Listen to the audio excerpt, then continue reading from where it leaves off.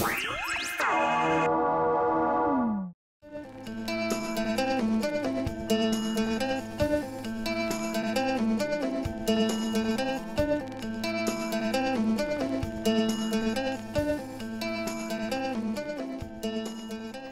I'm Kelly O'Dowd and I'm here today with Dr. Anne Matthews. She's an historian and she's affiliated to NUI Maynooth. Anne, you're very welcome to Belfast. Why are you in Belfast today? I'm in Belfast because Linda Walker of the Communist Party of Ireland invited me here, because 2 years ago in Carrick-on-Shannon she heard me give a paper on the Flanders poppy and the Easter lily and conflict and commemoration in the Irish Free State. And she said at that time she would get me to Belfast. So here I am today. As I say, you're very welcome. And what is your interest around the Easter lily and the Flanders poppy? Well, my research area for my PhD was women in Republican politics from 1900 to 1941, which entailed a study of the complete political position in Ireland from 1900 to 1941. And in one section of that, I explored conflict and commemoration in the Irish Free State because of the Republicans creating problems in the 20s around issues of the Flanders poppy and anti-imperialist films and anti-imperialist material. You know, so they had this agenda that they had to fight the imperialist, and that's how it came about. So in looking at that, I discovered that there were so many issues of commemoration and there was so much conflict around all different areas of it. Yeah. Well, I mean, I've read your paper, and you were saying between 1922 and 35, the issue of commemoration had become an aspect of self-identity in the Irish Free State. Why did commemoration become so important, do you think? Well, we became a free state in 1922, and what the politicians were looking at and what Republicans were looking at, even though they opposed the Irish Free State, but what they're looking at when they set a government in train, if you like, they had to create a new nation. Everybody who was there had been there before, had been part of the British Empire, the United Kingdom, and now they had to create a new nation. But while they set about creating a new nation, the people who lived in this place, called the Irish Free State, had various ideas of who they were and where they fitted in. And so there were various degrees of self-identity, and the self-identity expressed itself in commemorations and in opposition to commemorations. What were the first commemorations that were organised, and what were the political significances of these, Anne?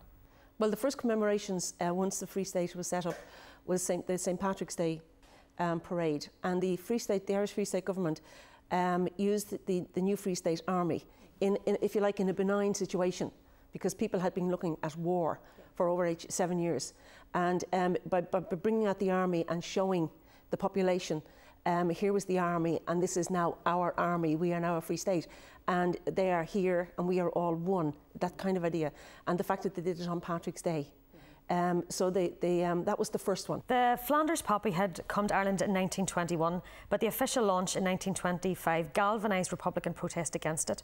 What were the origins of the Flanders poppy, and why did Republicans oppose it? Well, the Flanders poppy came into being in 1921. The British Legion, a French lady called Madame Guerin, went to London and introduced this idea of the poppy, because she had made them in France and she was selling them in France to support the destitute families who had nothing. And she came to London and asked the British Legion, when they were having the first official remembrance service was held in 1921, and the British Legion, she suggested to them that they might like to sell the poppy as part of that, separate but as part of it, on the day, and the British Legion went with the idea. And that's the genesis of the poppy and the British Legion. And Republicans' opposition to it then? Why? Well, that came about, we jump a few years ahead. It's in Ireland in 1921, and it's coming and going, and you have situations where Republicans taking flowers off people's lapels and things like that. But in 1925, the southern section of the British Legion was set up.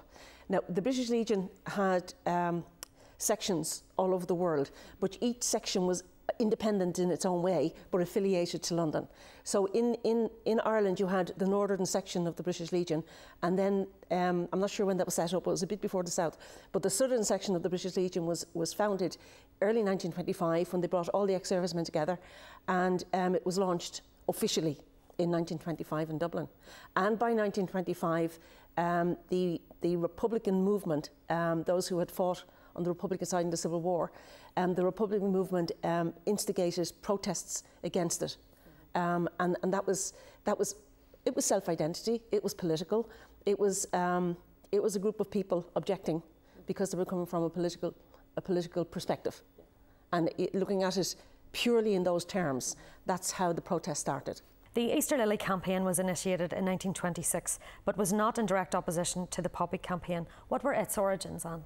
The origins of the Easter Lily are, I like the origins of the Easter Lily, because Cumann na mBan by this stage, by 1926, had no money. They had very, very few membership.